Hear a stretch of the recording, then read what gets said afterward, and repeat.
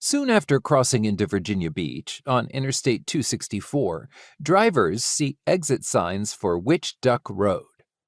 While more than one confused traveler has imagined a duck wearing a witch's hat flying on a broomstick, for most, the name evokes the grim scenario of innocent women being thrown into the nearby waters to drown.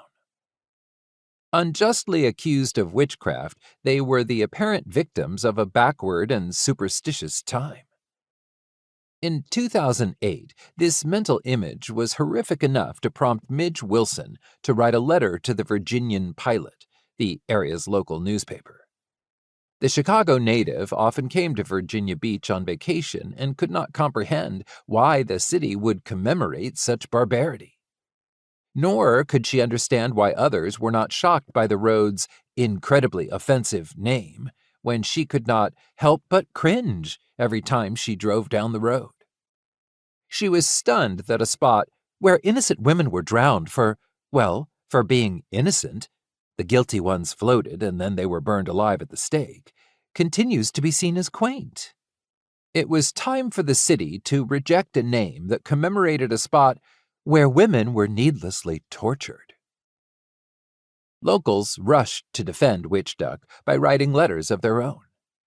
One pointed out that in fact only one witch, Grace Sherwood, was ducked at Witch Duck, and she was well worth remembering. She was probably one of the first feminists in the New World. She forswore dresses for her husband's trousers. She was independent, feisty, and beautiful. Her rejection of the status quo caused her to be accused of witchcraft, but even ducking could not break her. Not only did she survive, she swam away and lived her life on her own terms to a ripe old age. Witch Duck commemorated this sensational woman. The swift defense of the road's name is not surprising.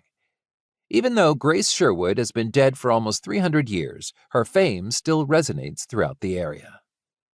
Visitors wanting to see where Sherwood was ducked only need to exit the interstate at Witch Duck Road. Pushing past the seemingly endless construction and snarled traffic, they will eventually reach the Witch Duck Point neighborhood about a mile before the road ends at the banks of the Lynnhaven River. If they talk to locals, these visitors will hear that in 1706, when the city of Virginia Beach was still Princess Anne County, Sherwood was brought to that spot, had her hands tied to her feet, was rowed into the water, and was thrown overboard.